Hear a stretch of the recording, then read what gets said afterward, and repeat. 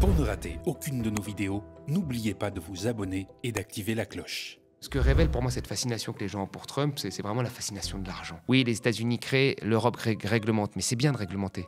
C'est une très bonne chose de réglementer. Ça évite qu'on se retrouve avec des mecs comme Musk. Ils s'expliquent toujours, oui, mais eux, ils ont le dollar. Oui, mais nous, l'euro, c'est la deuxième monnaie. Si on peut pas avoir des marges de manœuvre avec l'euro, à quoi ça sert ? Et la Chine, ils ont le yuan et ils prennent quand même, quand ils ont besoin de tirer 100 milliards de plus, ils s'en foutent.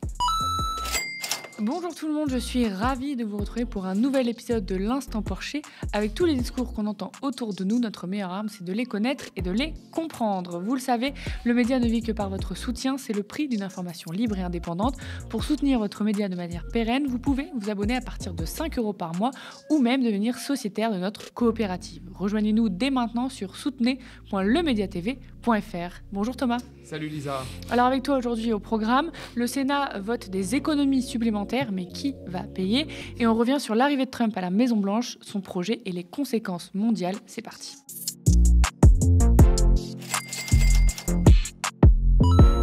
6,3 milliards d'économies supplémentaires, c'est ce qu'ont voté les sénateurs pour le projet de loi de finances 2025. L'examen a été marqué par les coups de rabot de dernière minute du gouvernement, raconte Public Sénat.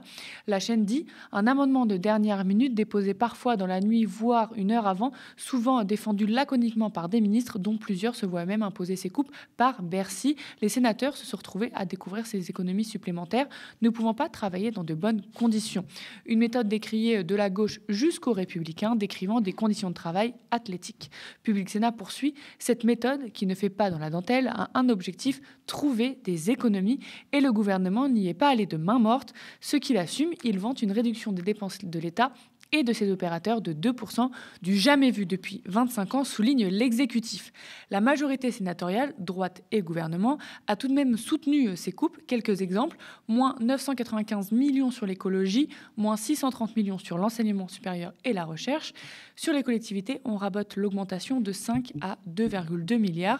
Public Sénat note une rare exception, le budget de la défense est sanctuarisé avec une hausse de 3,3 milliards d'euros, conformément à la trajectoire de la loi de programmation militaire 2024-2030. Alors ça, c'est ce qui a été décidé au Sénat. On le sait, à l'Assemblée nationale, le budget s'est fait censurer. Donc rendez-vous à la commission mixte paritaire le 30 janvier prochain où députés et sénateurs vont devoir trouver un texte commun. Le gouvernement table sur 5,4% de déficit. Il serait autour de 6% en 2024. Thomas, qu'est-ce que t'inspire là les décisions du Sénat pour la France et pour les Français ? Alors, la première chose qui semble claire pour la droite, et donc le gouvernement, puisque le gouvernement est de droite, contrairement à ce qu'on nous dit, c'est que le responsable de cette crise, ce sont les retraités. Alors la semaine dernière, il y a eu la charge dans le discours d'économie générale de Bayrou, en reliant très clairement, nous l'avons démonté la semaine dernière, la dette qui serait liée à 50% au déséquilibre des retraites. Ça, c'était la première charge. Enfin, quand même, quand vous commencez un discours, que vous dites la dette, c'est un problème, ça déjà, on peut en discuter, et on en discutera au deuxième sujet, parce que, par exemple, aux États-Unis, là, ils n'en parlent pas du tout. Mais commencer par nous dire que la dette, c'est un problème, et pointer du doigt les retraités, c'est déjà un problème. Et cette semaine, on a vu une ministre du Travail qui a fait une sortie en nous disant, bon, il y a eu un dérapage budgétaire, il va falloir peut-être imposer les retraités riches sur leur pension. Alors, les retraités riches, elle les a estimés, c'est ceux qui sont au-dessus de 2000, 2500 € par mois dans leur pension. Ça, c'est quand même assez hallucinant. Donc, on a pointé vraiment du doigt les retraités comme responsables de cette crise et de ce dérapage budgétaire qui n'est absolument pas dû à un dérapage de pension de retraite qui aurait été trop versé ou surréindexé ou je ne sais quoi d'autre. Donc, il y a encore une fois, et ça rejoint tout ce qu'on a dit depuis le début, il y a une volonté de s'attaquer encore une fois au modèle social et à la dépense sociale et pas à autre chose. Justement, on va reparler. Tu as parlé du dérapage de ces dernières années. On en parle très peu, je trouve, de cet énorme dérapage des comptes publics en 2023 et 2024, estimé quand même à presque 70 milliards d'euros. Milliards, je le dis bien, par la Direction générale du Trésor. On en a parlé ici. C'est qui est responsable ? C'est Bercy. Il y a quelqu'un qui a fait des mauvais calculs ou des mauvaises évaluations. Alors, ce qui est dingue, c'est que dans l'audition qu'il y a eu, la commission d'enquête qu'il y a eu, quand Bruno Le Maire, Attal sont intervenus, c'était un petit peu circulé, il n'y a rien à voir, quoi. Bruno Le Maire a dit que tout le monde lui a demandé des chèques, mais pourquoi pas, ce qui est vrai. Mais ce qu'on a envie de comprendre, c'est d'où vient ce dérapage. Et il y a quelques pistes. Tout le monde dit que c'est la hausse des dépenses, mais on sait très bien que c'est la baisse des recettes. Tout à fait. Déjà, c'est la baisse des recettes. Et puis surtout, comment on peut se tromper dans des évaluations. Mais c'est ça, moi, qui m'étonne, se tromper à ce point. Et en fait, il y a des pistes. Par exemple, il y avait une taxe sur les super profits qui avait été mise en place. Et justement, ces pistes, on doit les prendre comme des preuves et peut-être les investiguer pour des travaux supplémentaires, notamment en termes de rentrée fiscale. On avait estimé, cette taxe sur les super profits, qu'on allait récupérer quand même des milliards. En fait, il s'est avéré qu'on a récupéré quelques dizaines de millions d'euros.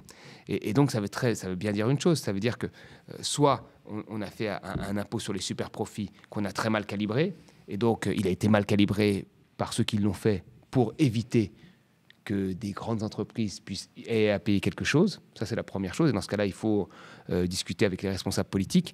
Soit ces entreprises ont joué avec des vases communicants d'optimisation fiscale et prix comptables dont on a parlé pour aller payer des impôts ailleurs. Et ça, il faut que les entreprises rendent des comptes. Mais il y a une grosse erreur, par exemple là-dessus, de calcul qui se chiffre à des facteurs très importants. On devait récupérer des milliards, on récupère des dizaines de millions. Il y a un vrai problème. Et on se doute un peu de la réponse, mais qui va payer pour ce trou dans les caisses alors ? Pour l'instant, on ne sait pas, mais on voit bien que on ne sait pas. Si on sait, parce qu'il y a des indices. Alors, on voit très bien que là, les retraités, il y a une volonté de ne pas les lâcher.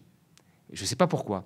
Parce que, en fait, même en taxant les retraités à plus de 2 000 euros, on rapporte quelques centaines de millions d'euros en se mettant quand même 17 millions de retraités à dos, potentiellement. Donc, je ne sais pas pourquoi on s'attaque, alors que les Français sont majoritairement opposés à la réforme des retraites. Donc là, c'est la première cible. Et puis après, il y a d'autres cibles. Il y a eu un moment le sport. Ils ont voulu faire un coup de rabot sur le sport. Et des sportifs ont signé une tribune en disant que ce n'était pas possible, et à juste titre, puisque le sport, c'est quand même important. Et déjà, les collectivités locales ont subi des baisses de dotation qu'elles ont parfois reportées sur le sport et qui a fait du mal au sport au niveau des communes. Donc, ils vont aller chercher un petit peu à droite et à gauche, comme ça. Mais ils ne trouveront pas les milliards qu'ils veulent. Les milliards qu'ils veulent, ils vont devoir à un moment taper plus fort. Donc là, ils tâtonnent un petit peu à droite et à gauche parce que, en fait, le but de Bayrou, c'est plutôt de rester. Donc, ils tâtonnent pour voir comment ça réagit. Et déjà, quand il ouvre une porte, ça réagit très mal. Donc, je pense qu'il va falloir plutôt accepter que nous allons avoir un déficit un peu plus élevé et avoir un retour à l'équilibre qui serait plutôt basé sur la croissance et un retour, on va dire, dans la longueur, plutôt que de faire des coupes brutales, parce que là, visiblement, en tous les cas, les pistes qui ont été explorées, dans toutes les pistes, personne ne peut dire qu'il a été responsable de ce dérapage-là. On ne peut pas dire que le sport, même si les allocations ont augmenté à cause des JO, ont été responsables de ce dérapage-là. On ne peut pas dire que les retraités ont été responsables de ça. On ne peut pas dire que la recherche a été responsable de ça. Donc, il faut vraiment trouver les responsables. Et quand vous avez, je reviens à la question d'avant, des trous aussi élevés de très grandes entreprises qui ont fait des bénéfices records et qui ont profité de cette crise, comme on l'a dit souvent dans cette émission, c'est qu'il y a probablement aussi un problème de ce côté-là à aller voir. Et ça, on a du mal à ouvrir vraiment ce volet de l'optimisation fiscale en Europe. Justement, les chiffres sont assez criants sur, on l'a déjà dit ici plein de fois, mais c'est les chiffres, les riches qui s'enrichissent toujours plus sur le dos de l'appauvrissement des pauvres, tout simplement, pendant la crise Covid, pendant les prix de l'énergie, etc. On a bien vu qui a fait des super profits, donc des profits qui n'étaient pas prévus dans les plans de financement.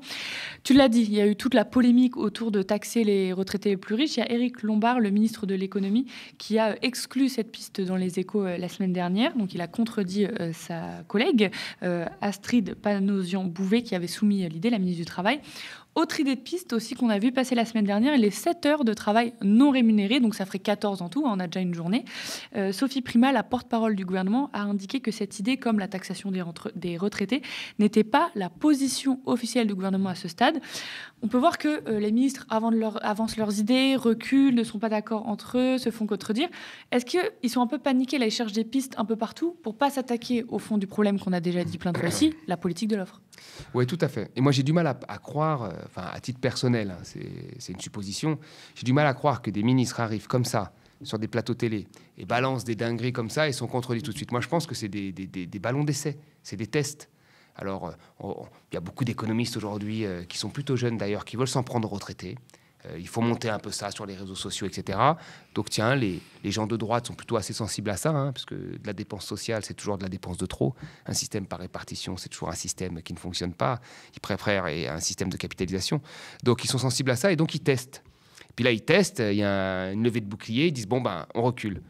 Comme ils testent là sur, on va faire travailler les gens plus longtemps gratuitement pour aider le pays. Si ça prend, pourquoi pas. Puis ça prend pas, ils reculent. Donc je pense qu'ils font des tests comme ça. Mais c'est pour ça que le budget va être quand même assez difficile. Mais pour quelqu'un comme Bayrou et puis pour la plupart des gens qui sont la politique de l'offre, faut pas y toucher. Alors même que, on l'a dit plusieurs fois ici, hein, il y a eu des baisses d'impôts énormes et puis vraiment sans condition. Je veux dire, on a retiré parfois 10 milliards sur les impôts de production en nous disant que ça allait marcher. Puis il y avait une deuxième session qui devait encore retirer quasiment 10 milliards sans en mesurer aucun des effets. Là, il n'y avait pas de souci. Mais maintenant, ils ne veulent pas toucher à ça. Donc là, le MEDEF, il peut leur dire non, ce n'est pas le moment de faire ça. Les cotisations n'augmentent pas pour les retraites. C'est pas... Et puis après, il faut dire la vérité, c'est qu'une grosse partie de nos politiques, depuis 2015, sont beaucoup plus sensibles à ce que va leur raconter le MEDEF ou tout un tas de think tanks financés par le patronat que le reste de la population. Et je le dirai à chaque épisode s'il faut, mais la courbe des déficits qui fait comme ça, il y a aussi la courbe des dividendes qui fait comme ça, des actionnaires qui s'enrichissent de manière record, et ça va vraiment dans le même sens que la courbe de la pauvreté et de l'appauvrissement des Français. Il y a eu un certain nombre de baisses de fiscalité qui ont été faites sur les entreprises, et effectivement... Pas d'investissement. Pas ce qui était prévu, en termes d'emploi, pas les créations qui avaient été affichées, et une grosse partie de cet argent a fini dans les dividendes. Et c'est très rare qu'on commence par baisser les impôts et qu'on rattrape sur la dépense. En général, on fait plutôt l'inverse. Et là, Macron, la première politique qu'il a fait, c'est une politique de baisse sur les très riches et de baisse d'impôts sur les sociétés. C'est les premières mesures qu'il a prises. Donald Trump est officiellement devenu le président des États-Unis une nouvelle fois après avoir investi la Maison-Blanche il y a une semaine maintenant. Son premier discours était catégorique avec une politique très dure sur l'immigration, les droits des personnes LGBT ou encore l'écologie. Le leader d'extrême droite a proclamé la fin du Green New Deal et la sortie des accords de Paris, qui étaient non contraignants, il faut quand même le dire. Le discours de Donald Trump, prononcé jeudi 23 janvier devant les grands patrons et la classe politique réunie à Davos, a résonné comme un avertissement à l'élite mondiale, note The Wall Street Journal, rapporte le Courrier international. Je les cite. « Mon message pour toutes les entreprises dans le monde est simple. Venez fabriquer vos produits en Amérique et vous bénéficierez des impôts parmi les plus bas au monde », a déclaré le président républicain lors d'une intervention en visio depuis la Maison-Blanche diffusée dans le cadre donc, de la réunion annuelle du Forum économique mondial en Suisse. Mais il a rajouté, si vous ne les produisez pas aux États-Unis, ce qui est votre droit, alors très simplement, vous devrez payer des droits de douane. C'est ce qu'il a prévenu. Le retour de Donald Trump à la Maison-Blanche donc inquiète dans plusieurs sphères. Thomas, quels impacts sur le monde aura la politique de Trump, qui est pour l'instant des annonces, hein. Il y a encore des contours très flous. Concrètement, on ne sait pas trop ce qu'il va faire en fait. Tout à fait. Alors, exactement. Il n'y a pas un programme chiffré, etc., avec des budgets prévus, des équilibres, des décadrages de budget comme on adore faire chez nous. Hein, pour le coup, il n'y a pas de ça. Et d'ailleurs, je fais une petite parenthèse. Beaucoup d'analystes disent qu'est-ce qu'il va y avoir comme budget ? Est-ce qu'il ne va pas y avoir des trous parce qu'il baisse des impôts comme un malade ? Alors, il dit qu'il va compenser avec les suppressions d'agences, mais en même temps, il va subventionner une grosse partie. Il dit qu'il veut faire aussi un plan de relance. On ne sait pas à quoi ça va ressembler, en fait, tout ça. Et il faut le dire aussi que toutes ces annonces sont faites dans un contexte de financement de la dette où les taux sont à quasiment 4,7. C'est-à-dire beaucoup plus élevés que les nôtres. Et eux, ils s'en foutent. Et donc ça, c'est peut-être une leçon à retenir. Ils s'en foutent complètement. Ils sont à 4,7. Nous, on est à 3,4, quoi. Mais on s'inquiète, on nous dit, etc. À longueur de journée, on ne parle que de ça. Eux ils s'en foutent complètement. Donc Trump, il y va, il fait des annonces à droite et à gauche, annonces sur l'intelligence artificielle, des annonces d'augmentation de droits de douane. Mais il faut faire attention à plusieurs choses. Parce qu'il y a une espèce de fascination. Même à Davos, il y avait une fascination des hommes d'affaires. Je veux dire, ce que révèle pour moi cette fascination que les gens ont pour Trump, c'est vraiment la fascination de l'argent.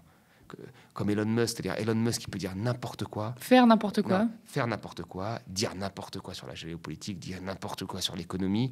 Mais comme il a réussi jeune et comme il a réussi à faire atterrir une fusée à l'envers, enfin, des prouesses effectivement technologiques, et qu'il a beaucoup d'argent, il peut dire n'importe quoi. Mais si c'était quelqu'un qui n'avait pas beaucoup d'argent qui faisait la même chose, tout le monde s'en foutrait. Voilà. Et Trump, c'est pareil. Il a hérité d'une fortune, c'est un homme très riche, et donc il dit des choses, donc tout le monde est là. Mais la même personne qui dirait ça sans patrimoine, sans rien, on vous dirait il est complètement fou. D'accord ? Parce qu'on ne sait pas en fait ce qu'il va faire. S'il augmente les droits de douane partout, qu'est-ce qui va se passer ? Vous avez quasiment 2/3 des biens que consomment les Américains qui sont importés. Si vous mettez des droits de douane partout, qui est-ce qui va payer au final la facture ? C'est l'Américain. C'est l'Américain. Je veux dire, si vous importez des stylos et que vous ne fabriquez pas de stylos et que les stylos augmentent de je ne sais combien de pourcents à cause de droits de douane, c'est l'Américain qui va payer. Et donc il va y avoir de l'inflation. S'il y a de l'inflation, il va falloir baisser les taux.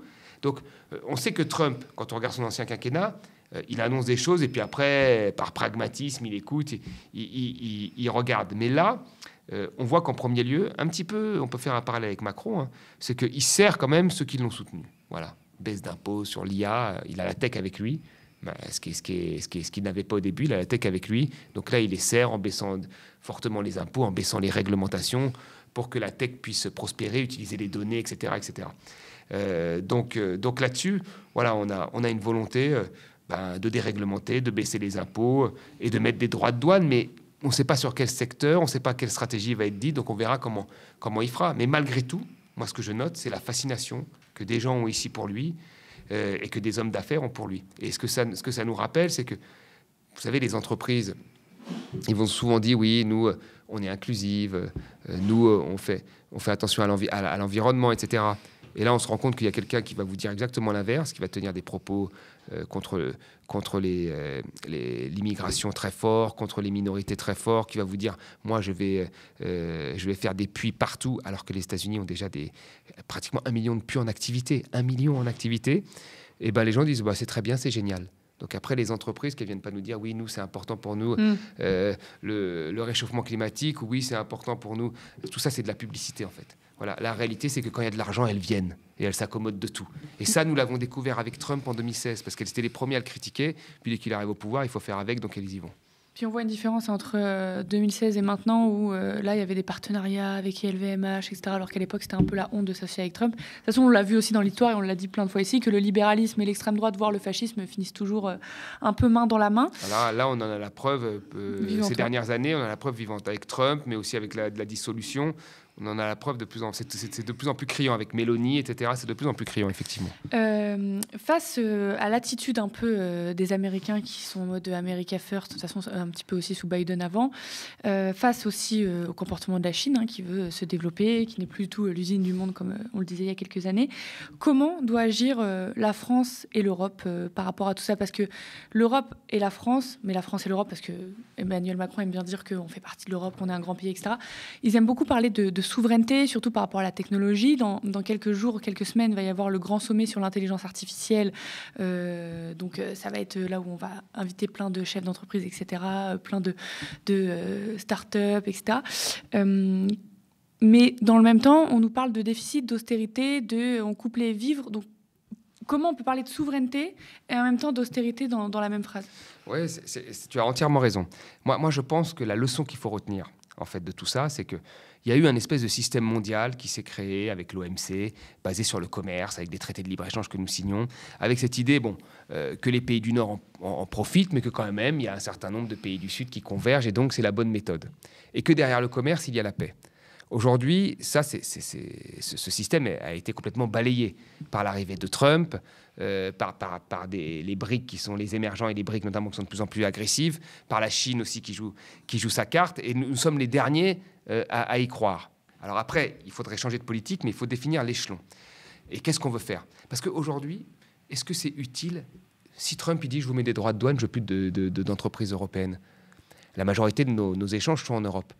À quoi ça sert de lui courir après, de dire non, nous voulons, dans ce cas-là, recentrons aussi notre économie sur d'autres choses, recentrons les flux sur d'autres choses. Pourquoi nous avons besoin d'exporter un certain nombre de biens dans d'autres pays? Parce que nous avons une consommation qui est trop faible, une demande qui est trop faible. En France, mais aussi en Europe. Ça a été vu en Allemagne, où les salaires ont été modérés. Ils sont obligés d'exporter parce qu'ils n'ont pas de débouchés internes. Peut-être créons des débouchés internes. Ça renforcera la consommation de nos propres produits à l'intérieur de l'Europe, plutôt que de créer tout le temps de la concurrence pour gagner des parts de marché supplémentaires. Et puis peut-être de là, mais je n'y crois pas, pourra naître un autre projet que celui de la concurrence. Mais je pense que nos gouvernements ne sont pas prêts à ça, et puis nos gouvernements sont divisés sur beaucoup de questions. Si demain vous voulez créer une IA européenne, l'IA va arriver. Ceux qui sont en avance, c'est les Américains et les Chinois. Nous allons l'utiliser, comme nous utilisons les réseaux sociaux, qui sont soit américains ou chinois, comme nous utilisons les moteurs de recherche, ça va arriver. Est-ce que ça a une utilité? Je ne crois pas, honnêtement. Ça ne va pas avoir l'utilité qu'on nous vend. Moi, je pense que ça va plutôt s'attaquer aux travailleurs les moins qualifiés. Disons-le clairement, parce que c'est une IA qui s'attaque vraiment aux tâches automatiques que l'on répète. Et donc, ça va s'attaquer aux travailleurs les moins qualifiés. Après, les chercheurs, les journalistes pourront l'utiliser en appui, Mais si elle est mal orientée... Ça arrive déjà que l'IA s'implante un peu dans les rédactions de journalisme, et justement, pour enlever aux journalistes de faire des articles, donc ça menace un peu l'emploi, puis aussi la liberté journalistique. D'un autre, ça évite aussi de bâtonner des dépêches, donc c'est un peu un terme de journaliste pour dire vraiment reprendre les dépêches de l'AFP et en faire des articles. Enfin, c'est un débat qui est très très présent au sein de la profession, où on pointe quand même les dangers de l'IA si c'est mal utilisé. Exactement. Les fameuses dérives. Mais là, ça va être mal utilisé. Parce que, en fait, là, ce que nous promet Trump, en fait, de quoi a besoin l'IA? Elle a besoin de financement. Trump les donne, et le privé, la recherche académique américaine leur a donné un certain nombre de résultats dus à des financements publics. Et sur le développement des IA, ce sont des financements privés, l'argent coule à flot et l'argent n'est pas taxé en plus. Deuxièmement, c'est l'orientation de l'IA. Où est-ce que tu veux l'orienter? Est-ce que tu veux l'orienter, par exemple, sur la médecine, ou par exemple pour qu'elle vienne en appui dans certains travaux un peu difficiles? Ou est-ce que tu l'orientes pour qu'elle remplace des travailleurs et donc qu'elle baisse le coût et qu'elle profite à une minorité qui sont les actionnaires? Là-dessus, il n'y a pas de réponse. Et les gens qui ont des IA, leur but, c'est pas de changer le monde, comme ils nous le disent à chaque fois, ils nous le disent avec Internet, leur but, c'est de faire du profit. Et nous l'avons vu, là. Ils étaient démocrates, ils sont avec Trump. Tout est une question de profit. On voit que Elon Musk, il a du mal à être contre complètement la Chine parce qu'il y a des débouchés pour ses Tesla et ainsi de suite. Donc la seule boussole, c'est l'argent. Et la dernière chose, c'est les réglementations. Parce que, en fait, partout où il y a de la réglementation, l'IA, elle devient moins forte. Si vous interdisez la reconnaissance faciale dans l'espace public, ce qui est le cas en Europe, nous sommes sensibles à ça, et ben l'IA, elle s'entraîne moins. Si nous protégeons les données publiques et les données privées, l'IA, elle s'entraîne moins. Dans les pays où il y a des autocraties, par exemple la Chine, un pays plus autoritaire, et ben là, vous avez de la reconnaissance faciale partout, de l'utilisation de données publiques et privées, et les IA, elles deviennent de plus en plus intelligentes, elles s'améliorent.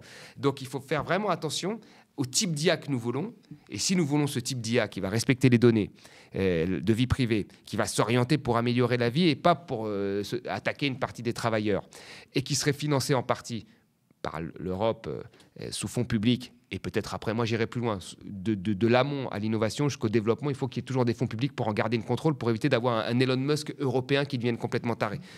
Et si nous avions ça, eh ben effectivement, nous aurions une IA de concurrence, et même si l'IA américaine et l'IA chinoise est plus forte, ben rien ne nous empêche de l'interdire, de la modérer. C'est ce qu'a fait la Chine. La Chine a interdit un certain nombre de réseaux sociaux américains pour développer les siens. Vous voyez, donc là, il faut avoir une politique. Mais cela, ça suppose quoi? Pour revenir à ta question de base, j'ai fait un peu... Mais pour revenir à ta question de base, ça suppose quoi? La première des choses, effectivement, qu'on arrête avec cette question de « Ah, on va voler 200 € aux retraités », parce que les investissements sont massifs. Ça, c'est la première des choses. Et après, il faudrait qu'on s'entende en Europe. Or, en Europe, vous proposez ce projet-là que je vous ai mis sur la table, bah, vous allez avoir Mélanie qui va dire « Non, non, moi, je préfère aller avec Musk, il m'offre un truc moins cher. » Urban va dire la même chose. Donc, si on attend de l'Europe qu'elle fasse quelque chose, on est mort. Voilà, on est mort. Donc, il faut le faire plutôt, moi, je l'estime, à une échelle, le réfléchir à une échelle nationale, comme c'était le cas avant, en fait. Mais justement, tu parles il faut des fonds publics pour éviter les dérives, etc.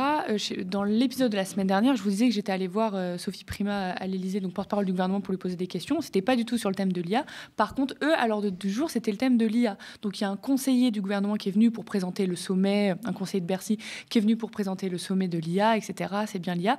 Et j'ai osé justement lui poser la question de comment vous voulez combattre face aux États-Unis et à la Chine, qui eux ont une politique qui injecte, pendant que nous, on a une politique austéritaire. Ouais, très bien. Il a tout de suite dit, on n'a pas du tout une politique austéritaire, on a mis 1,5 milliard dans l'IA sur combien, je ne sais plus combien d'années, etc. Et surtout, il a dit, il n'y a pas que les fonds publics, on va essayer d'attirer les fonds privés. Donc, est-ce qu'il n'y a pas ce danger-là aussi, comme on a vu avec notre industrie, de attirer les fameux investisseurs étrangers, et puis en fait, pour que ça soit juste de la ponction d'argent Bien sûr, en fait, ils ne veulent jamais dire qu'il y a de l'austérité. C'est trop marrant parce que alors, l'austérité, vous regardez... Refus catégorique du terme. Vous tapez austérité, c'est très simple, c'est une politique d'économie, c'est-à-dire il y a une évolution des dépenses en fonction de l'inflation, etc. Si vous faites en sorte que ces dépenses évoluent moins vite, vous faites des économies. Et eux-mêmes le disent qu'ils doivent faire des économies. Alors, ils veulent dissocier le terme austérité d'économie, mais austérité, c'est de faire des économies. Voilà. Et c'est pas du tout les États-Unis ni la Chine. Ces questions-là ne les préoccupent absolument pas. Alors on vous explique toujours, oui, mais eux, ils ont le dollar. Oui, mais nous, l'euro, c'est la deuxième monnaie. Si on peut pas avoir des marges de manœuvre avec l'euro, à quoi ça sert? Je veux dire, Et la Chine, ils ont le yuan et ils prennent quand même, quand ils ont besoin de tirer 100 milliards de plus, ils y vont. Et donc là, la vraie question, c'est voilà, est-ce qu'on veut investir et si on doit investir à un moment. Et encore une fois, on critique souvent, on dit souvent, il y a ce vieux dicton dit par les libéraux, oui, les États-Unis créent, l'Europe réglemente, mais c'est bien de réglementer. C'est une très bonne chose de réglementer. Ça évite qu'on se retrouve avec des mecs comme Musk qui ont un super pouvoir et qui font n'importe quoi parce qu'il y a eu des déréglementations. Ça évite que on utilise des données personnelles pour entraîner l'IA. C'est important de réglementer. C'est vrai. Je veux dire, ça évite une concentration des pouvoirs trop importante. Mais il ne faut pas oublier le volet financement. Financement public et privé, si vous voulez les deux, mais il ne peut pas y avoir qu'un financement que privé, parce que financement privé, ça sert que des intérêts privés. Il faut qu'il y ait les deux. Voilà, de la recherche jusqu'au développement et même la commercialisation de l'IA, il faut qu'il y ait une part de financement public et pas juste je mets de l'argent.